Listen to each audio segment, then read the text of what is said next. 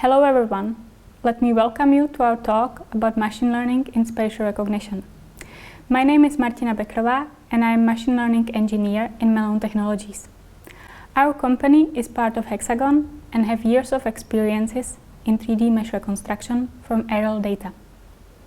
We are processing all the 3D city meshes which form a base layer in Hexagon digital reality.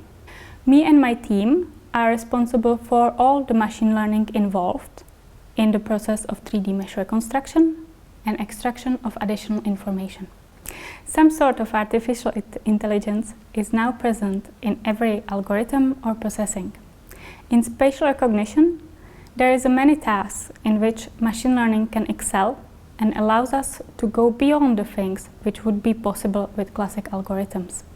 We are using machine learning for understanding of the scene on top of the meshes and for improvements of the meshes itself. I will talk about both approaches separately. First, we are using machine learning for semantic understanding of city meshes, extractions of objects and other features. This brings valuable information automatically and in a fraction of time compared to human operators. Those informations can be used for further automatic processing and significantly speed up the process of mapping and monitoring. Second use case of machine learning in spatial recognition is leveraging the semantic information already during the process of 3D reconstruction. First, we use it for filtering of LiDAR point clouds from scanning artifacts, and we also found a way how to use semantic segmentation for identification of moving objects in images. With that, we can improve texturing and bring you even more accurate digital reality. In well-known image classification, class label is assigned to every image. Semantic segmentation is another classic task of machine learning. It is similar as image classification, but class label is assigned to every pixel of the image. Recently, we also started with the semantic segmentation of point clouds. In this case, class label is assigned to every point. Semantic segmentation of input images is the first step we do. We created our own dataset with 25 classes such as roof, facade, grass, trees, water. Those aerial images have been taken with different camera systems on various locations on Earth and currently are spanning resolutions between 2.5 to 15 centimeters per pixel. So far, we have 7 gigapixels of training data and it is still growing. Class probabilities of every single input image are then projected onto 3D mesh and averaged.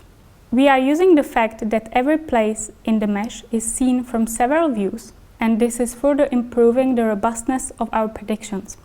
This is then projected from the top to create so-called land cover, 2D raster map which has the same resolution as ground sampling distance of input imagery. This product is created fully automatically and is available for every dataset in HxDR. Land cover is used as an input for our further feature extraction, but is also useful as it is. You can run your own analysis and simulation on top of it. It can help in mapping and monitoring. Our long-term goal in semantic understanding of the scene is creation of semantic world, in which every object is extracted and described. If you understand the reality, you can visualize it better or change it a little bit. You can, for example, remove the trees or replace them. So far, we are able to extract simplified buildings and trees.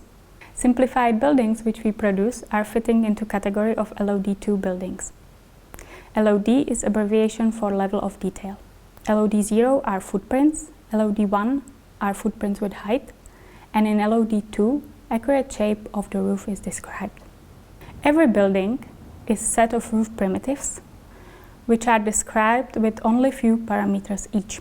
This output can be visualized by converting into OBJ format and used directly in urban planning tasks by insurance companies or solar energy providers, or in planning of telecommunication network. Another application can be a 3D navigation using only fraction of data comparing to photorealistic 3D mesh. As I mentioned, we are also extracting individual trees. Tree shape is modeled as a spherical harmonical function, which you can imagine as deformed sphere. This is again represented with only few parameters, which makes it a compact and effective format for storage and data exchange. We are also classifying every tree, whether it is deciduous or coniferous. 3D tree models are used in urban planning for better understanding of urban landscape, modeling of urban microclimate predictions, vegetation monitoring and inventory, or modeling of solar potential.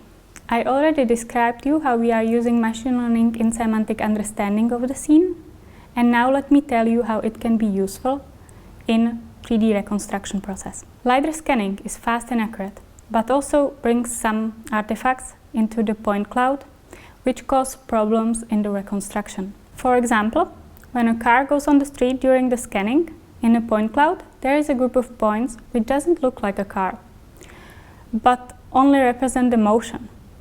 This is then transformed into a blob in the mesh. With deep learning, we can identify such points and remove them from a point cloud, so they will not affect the mesh. When we remove the moving cars from point cloud and subsequently from mesh, they are still present in the images. Images are used in texturing, and that's why we need to remove the moving objects also from them. We are classifying those images so we can detect individual cars and compare the probability of car in the image and in the mesh on the place where the car was projected. If the probability in mesh is much lower, it means that the car was standing there only a short time.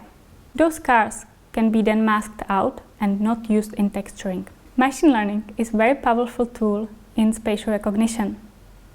It is used for creating better and more realistic 3D meshes, and it brings valuable semantic information about the scene.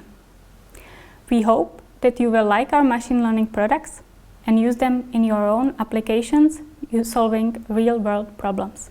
Thank you for your attention and looking forward to answer your questions in following Q&A session.